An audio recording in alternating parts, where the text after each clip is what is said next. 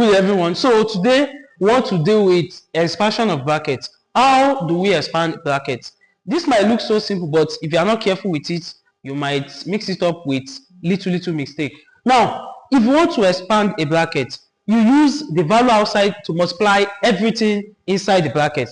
So in this case now, if you look at this question, we will use minus 7b to open this bracket by using it to multiply minus 4b squared. Then you will still use it to multiply 6ab. Now let's multiply it.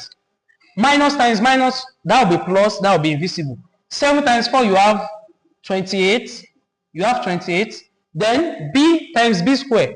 B squared means b in 2 places. Then this with this b, that will be 3. B in 3 places. So that will be b raised to power 3. We are done with this. Now use minus 7b again to multiply plus 6ab. Minus times plus, you have minus. 7 times 6, you have 42.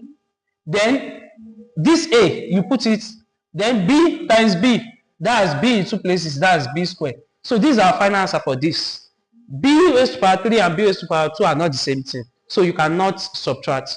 Now, look at this. This is different from this. In this case, we don't have any value outside for this bracket, but we have a value outside here for this. So you'll be using this minus, this negative sign, to open this bracket by using this minus to multiply all the sign inside this bracket. Why you repeat this one? Now, in this case now, we just repeat 13c plus 15d. Then minus times invisible plus here, that will be minus 10d. Then minus times minus, you have plus c. So we have actually expanded the bracket. Now, let's rearrange. So you have 13c. This one has to bring it here, plus c. The sign will not change because it's not crossing an equality sign. Then you have plus 15d minus 10d. Now, 13c plus c.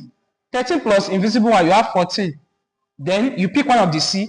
Then plus 15d minus 10d, that will give us plus 5d. This is our final answer. C and D are not the same thing, so we cannot add.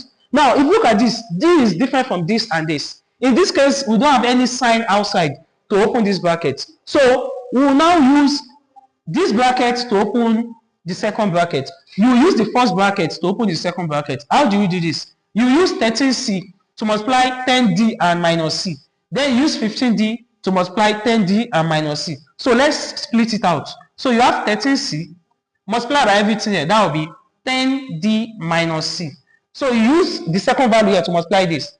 Plus 15d, plus will be invisible. Or you can include it. Plus 15d. Then you have 10d minus c. So now let's expand. 13c multiplied by 10d. 30 times 10, you have 130. C times d, you have cd.